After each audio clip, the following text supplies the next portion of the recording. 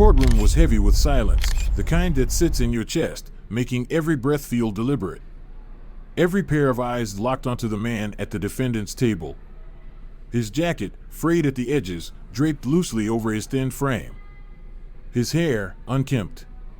His boots, scuffed and worn from years of walking roads no one cared to notice.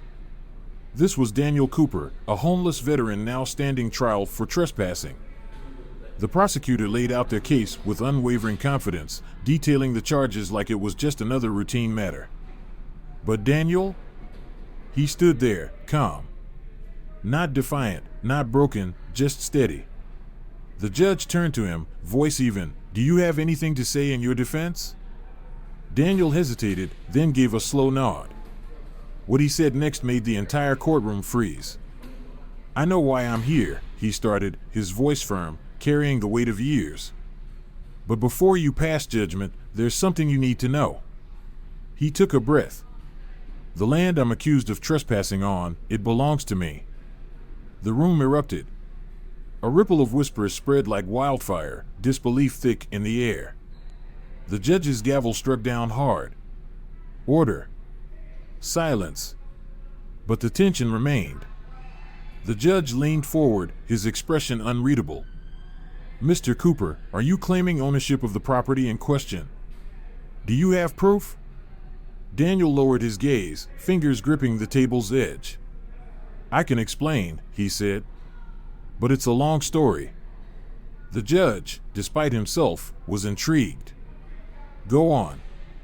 The attorneys exchanged skeptical glances, but the jury, the spectators, everyone in that courtroom was locked in, waiting.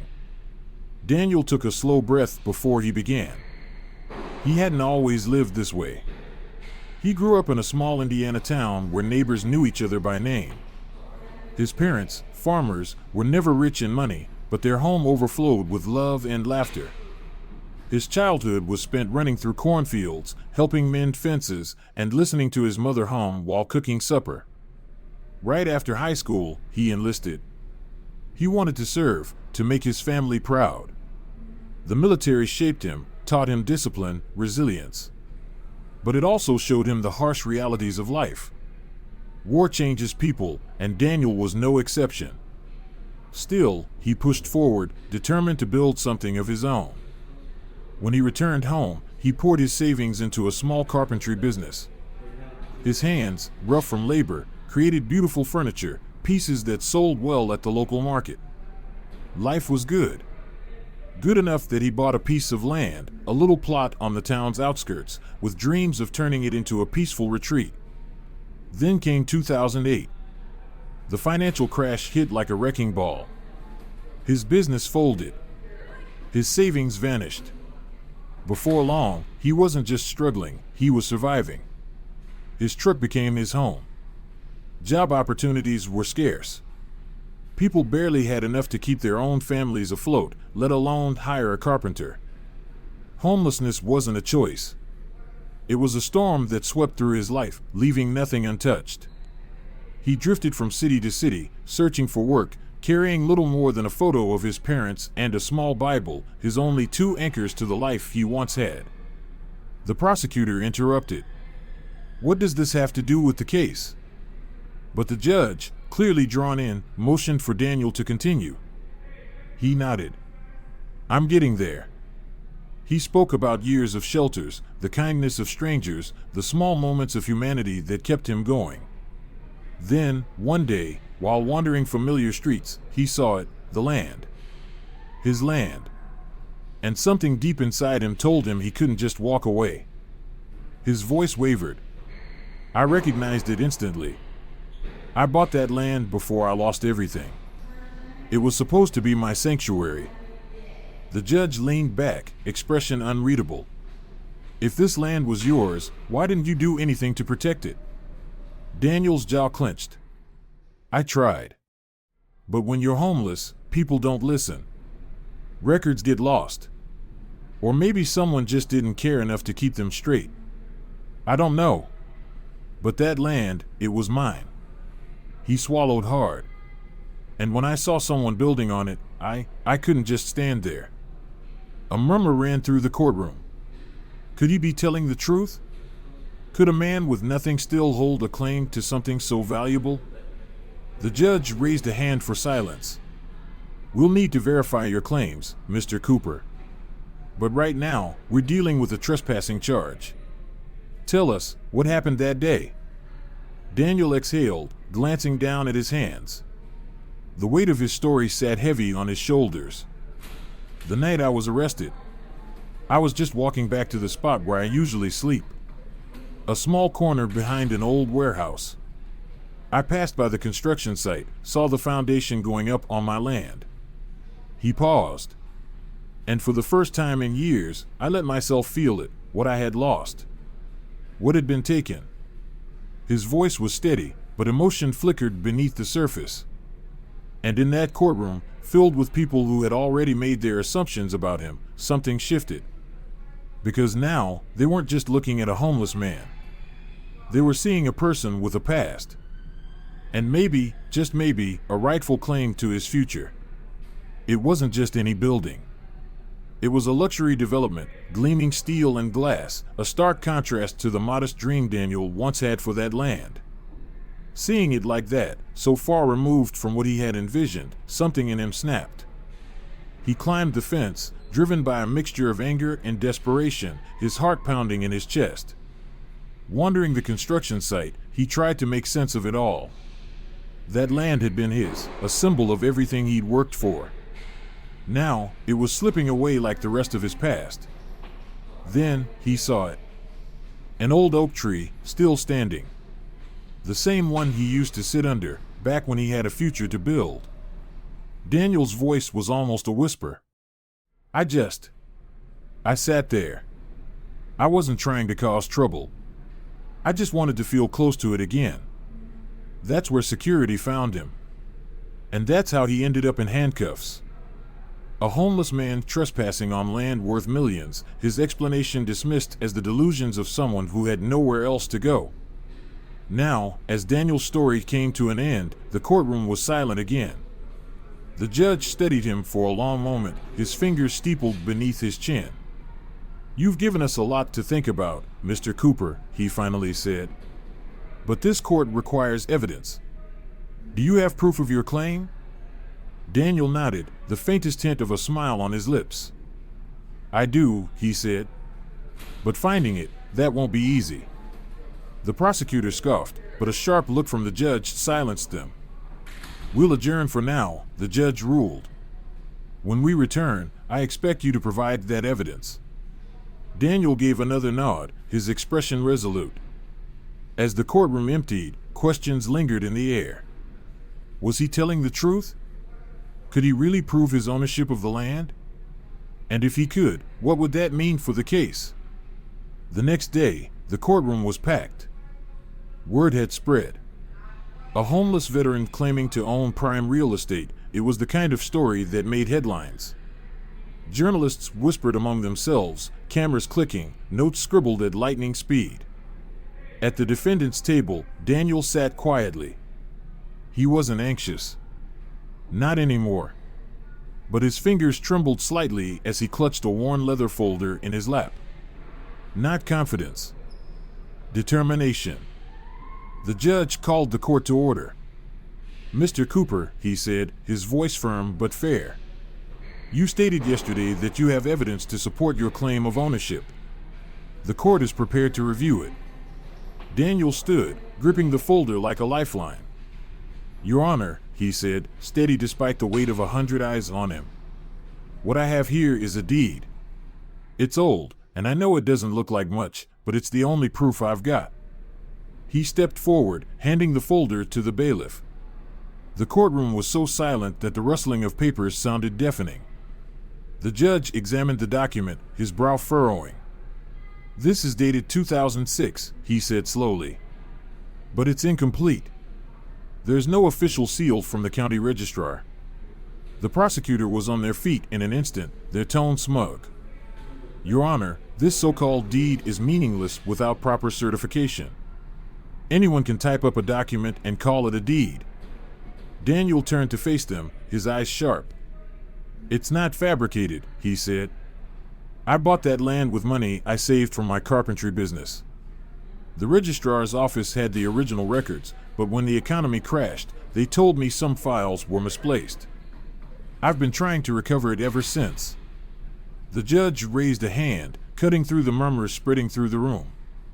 Mr. Cooper, while your story is compelling, the law requires verifiable documentation.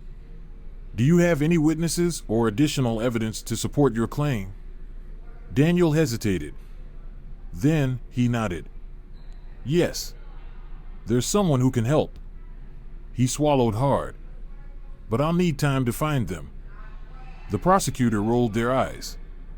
Your Honor, this is a waste of the court's time. The defendant is clearly stalling. The judge's gavel came down hard. Enough. His gaze returned to Daniel. I'll grant you 1 week to produce this witness or any additional evidence. If you fail to do so, the court will proceed with sentencing. Daniel's shoulders sagged slightly, but he nodded. Thank you, Your Honor. As he stepped out of the courthouse, reality hit him like a punch to the gut. 1 week. 1 week to find someone who could back up his claim.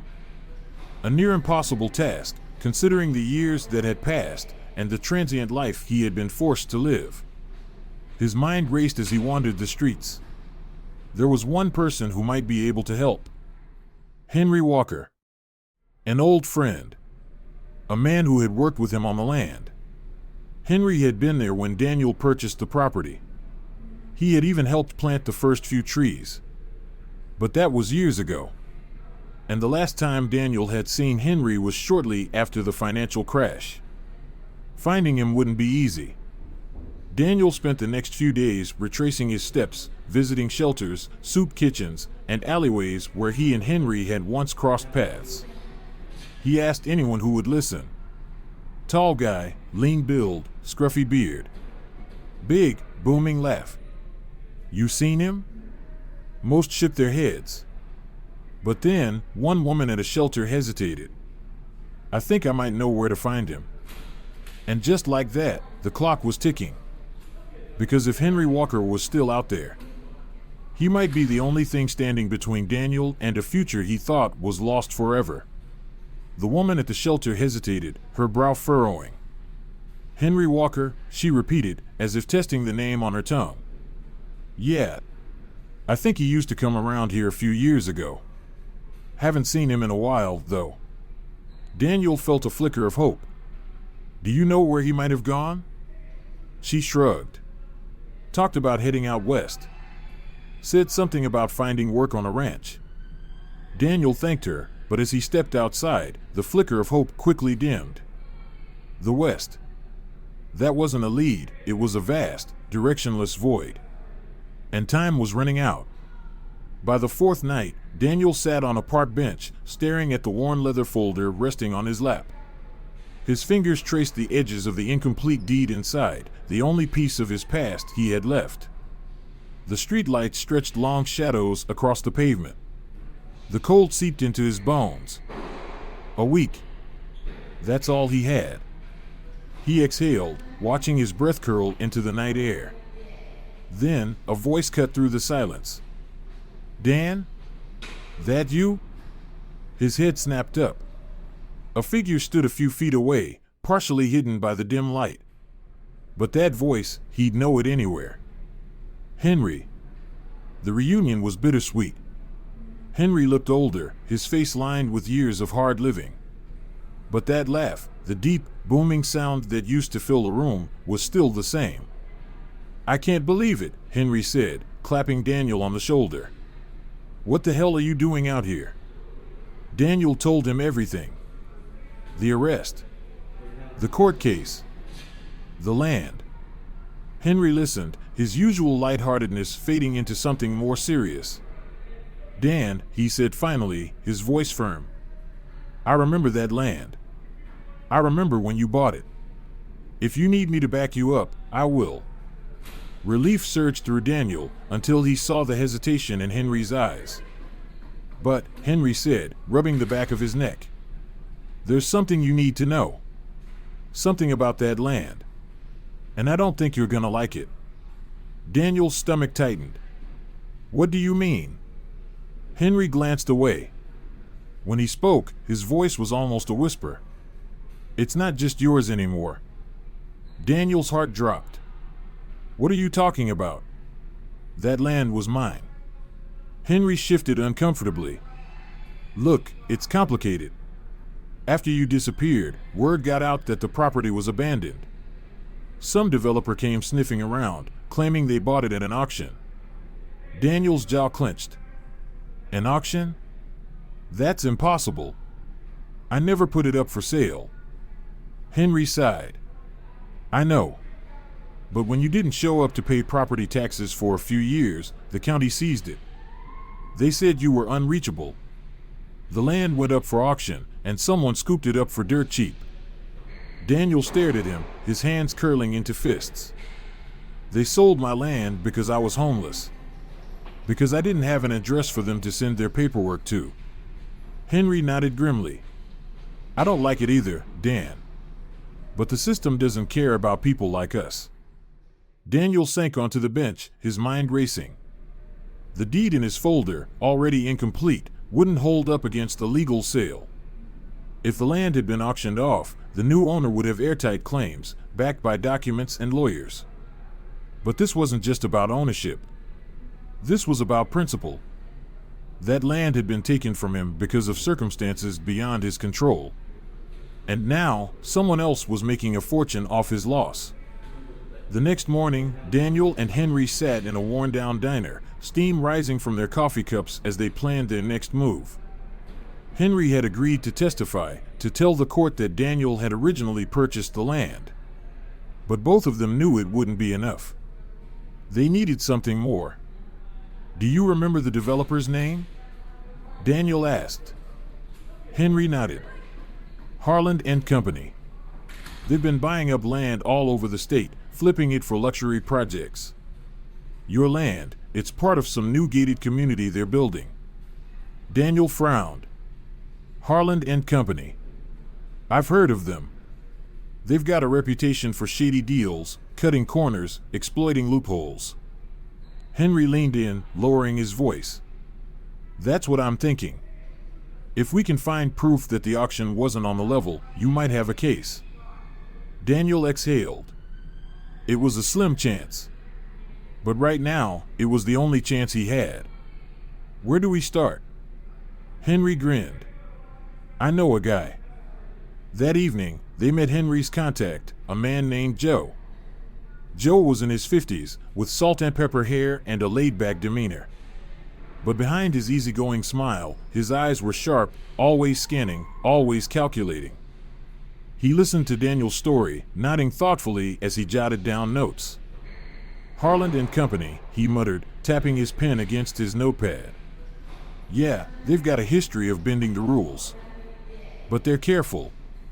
If they rigged the auction, they covered their tracks. Daniel leaned forward. So what do we do? Joe smirked. We dig. He flipped his notepad closed. Auctions like that leave a paper trail. If there's even a hint of foul play, I'll find it. But it's gonna take time. Daniel clenched his jaw. Time is the one thing I don't have. Joe held up a hand. Relax. I'll work fast. His smirk faded into something more serious. But in the meantime, you need to focus on winning your case in court. Because if Joe was right, Harland and Company hadn't just stolen Daniel's land. They'd stolen from plenty of others, too. And if Daniel could prove it, this case wasn't just about one man's fight anymore. It was about justice. And the clock was ticking. The next few days were a whirlwind. While Joe dug into the auction records, Daniel and Henry worked tirelessly to strengthen their case. They tracked down old photographs of the land, snapshots of the towering oak tree, the unfinished cabin Daniel had started before his life unraveled. They uncovered letters Daniel had written to the county years ago, pleading for an extension on his property taxes. The letters were never answered. But they proved one thing. Daniel hadn't abandoned his land. On the 6th day, Joe called. "I've got something," he said. "Meet me at my office." Daniel and Henry rushed over, their hearts pounding. Joe greeted them with a stack of documents, his expression serious. "It's not a smoking gun," he warned, "but it's a start." He slid a sheet of paper across the desk, tapping a specific line of text. "This is the auction notice for your property. See the date? They listed it as abandoned 6 months after the deadline for back taxes." Daniel frowned. "And?" Joe leaned back. "Legally, they're supposed to wait a year." A beat of silence. Then, "They broke the law," Daniel whispered. Joe nodded. "Looks like it." He reached for another document. "And that's not all. I cross-referenced the buyer's name with other auctions Harland and Company participated in." He exhaled. "There's a pattern. Properties flagged as abandoned suspiciously early, then sold to Harland at rock-bottom prices." Daniel's hands trembled as he gripped the papers. It wasn't just his land. They had done this to others. "Can we use this in court?" Joe smirked. "You bet. It's not a silver bullet, but it's enough to raise serious questions. If we can get the judge to dig deeper, Harland might find themselves in hot water." For the first time in weeks, Daniel felt something unfamiliar. Hope. The day of the hearing arrived. The courtroom was packed. Daniel's story had made headlines, and people from all walks of life had come to support him. Homeless advocates, veterans groups, even strangers who had read about his fight filled the gallery. Their presence was more than just an audience. It was a statement. Daniel took the stand, his voice steady as he told his story. Henry followed, testifying about the purchase of the land and the plans they had made together. Then Joe stepped forward, laying out the discrepancies in the auction process. The judge listened carefully, his expression darkening as the evidence mounted. When Joe finished, the judge turned to the prosecutor representing Harland and Company. "Do you have a response to these allegations?" The prosecutor shifted uncomfortably. "Your Honor, the auction was conducted in accordance with all applicable laws. Any discrepancies are minor and do not invalidate the sale." The judge frowned. "Minor discrepancies?" He tapped the stack of evidence. "Mr. Cooper's investigator has provided documents suggesting a pattern of misconduct by your client. This court takes such allegations very seriously." Tension gripped the room. Daniel's fate and the truth about his land hung in the balance. Then, the courtroom doors swung open. A woman walked in, her presence commanding immediate attention. She was dressed in a sharp suit, her expression unreadable. "Your Honor," she said, her voice steady, unwavering. "I'm here to present new evidence regarding this case." A wave of murmurs swept through the room. Daniel turned, confusion knotting his stomach. Who was she? What was she about to reveal? The woman strode confidently to the bench, handing a folder to the bailiff. The judge took it, flipping through the contents. The prosecutor's face paled. They recognized her. "Your Honor," she continued, her voice cutting through the tension like a blade. "I'm Elizabeth Hayes, senior legal counsel for a group investigating unethical land acquisitions. What I have here is irrefutable evidence of Harland and Company's illegal activities, including forged auction documents, bribery of county officials, and systematic targeting of vulnerable property owners like Mr. Cooper." Silence. Then, a tidal wave of whispers crashed through the courtroom. Daniel sat frozen, his mind racing. Who was this woman? And why had she come to his aid? The judge flipped through the documents, his face darkening as he read. He looked up, his tone sharp. "Miss Hayes, are you prepared to testify to the validity of this evidence?" Elizabeth met his gaze. "I am, Your Honor.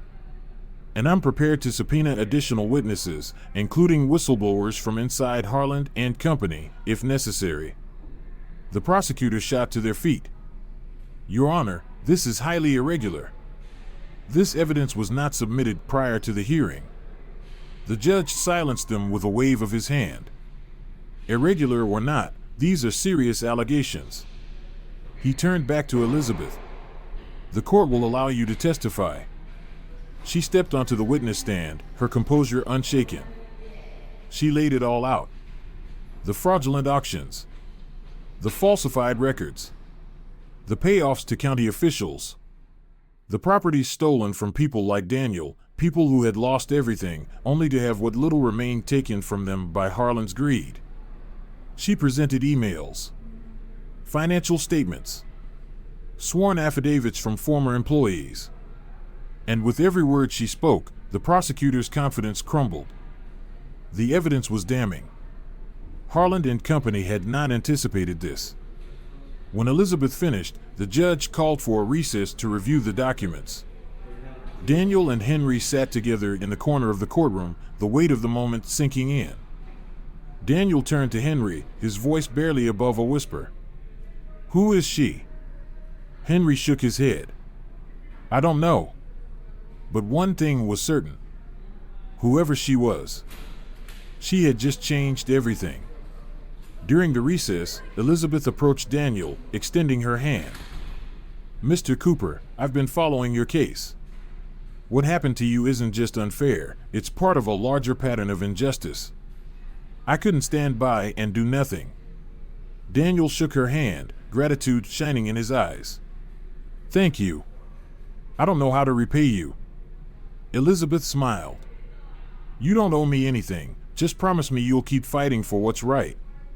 When the court reconvened, the judge, after reviewing Elizabeth's evidence, issued an injunction on further development of Daniel's land and ordered an investigation into Harlan and company. The courtroom erupted in applause. The prosecutor objected, but the judge cut them off. This court will not tolerate unethical behavior, especially when it preys on the vulnerable. Outside, reporters swarmed Daniel, but his mind was already on the next battle. The injunction was a victory, but the war for his land and justice was far from over. That night, Daniel, Henry, and Elizabeth sat at a diner, their celebration tempered by the challenges ahead. "What happens now?" Daniel asked. Elizabeth sipped her coffee. "Harlan won't back down. If we can prove the auction was illegal, you'll have a strong case." Henry smirked. "And if they play dirty, we'll hit him right back." Daniel nodded. "I'm ready. Whatever it takes." The next morning, Daniel got a call from Joe. His voice was tense. "Dan, I've been digging into Harlan and company. There's something about that land you need to know." Daniel's stomach tightened. "What is it?" Joe hesitated. "I think the reason they wanted your land so badly, it's not just for development. There's something buried there. Something worth millions." Daniel's breath caught. "What are you talking about?" "I don't have all the details yet, but be careful. If Harlan finds out we're onto them, they won't play nice." Hanging up, Daniel sat in silence.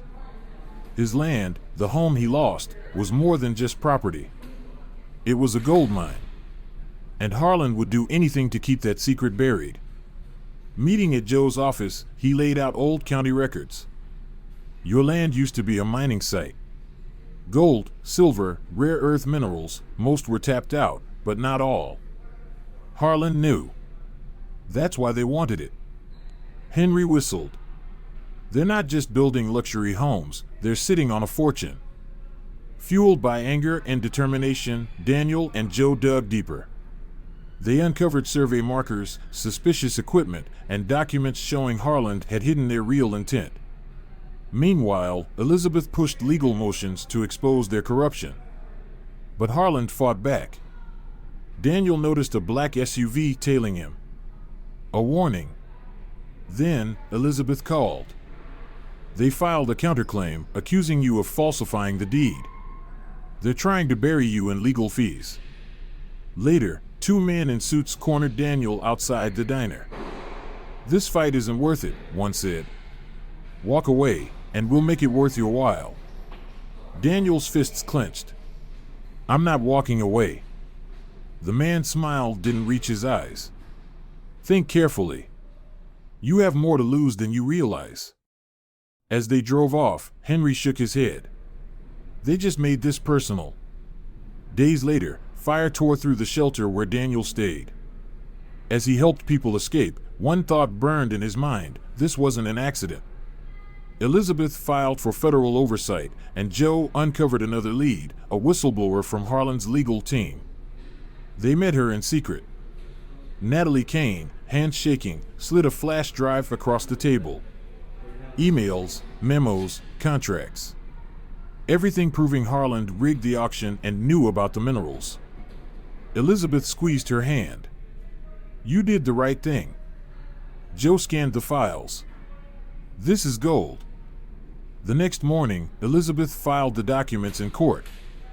Harlan scrambled. The judge, alarmed by the mounting evidence, ordered a deeper investigation. Then Natalie vanished. Daniel's phone rang. She's not missing, a voice whispered. She's in hiding. It was her brother. She's terrified, he continued. But she's rooting for you. Daniel exhaled. Can you get her a message? Tell her we need her testimony. I'll try. The trial began. Natalie returned at the last moment, stepping onto the witness stand. I worked at Harlan for 6 years, she testified. I saw how they manipulated auctions, falsified records, and stole from vulnerable owners. They knew about the minerals long before the sale. The courtroom erupted. Harlan's lawyers tried to dismiss her claims, but the evidence was undeniable. Elizabeth closed with a powerful statement. This case isn't just about one man's land. It's about holding those in power accountable. The judge deliberated, then delivered the ruling. The auction is invalid. Ownership of the land is restored to Mr. Cooper. Applause thundered through the courtroom. But the judge wasn't finished. This court recommends a federal investigation into Harlan and Company. Outside, Daniel turned to his friends, emotion thick in his voice. We did it. Elizabeth smiled. You did it. You never gave up. Weeks later, federal agents raided Harlan's headquarters. Corruption, bribery, and fraud unraveled in the media. The company crumbled. Daniel returned to his land, not just as an owner, but as a fighter who had reclaimed his dignity. One morning, as he stood beneath the old oak tree, veterans arrived with tools in hand. Henry grinned. You're not rebuilding this place alone. Together, they transformed the land into a community center for veterans and the homeless, a place of refuge, support, and hope. Months later, a little boy approached Daniel, holding a crayon drawing of the tree. Is this your tree? He asked. Daniel smiled. It's ours. As the sun set, he looked over the land that had been stolen and nearly forgotten. Now, it was a symbol of resilience. A testament to the power of standing up for what's right. And for the first time in years, he was truly home.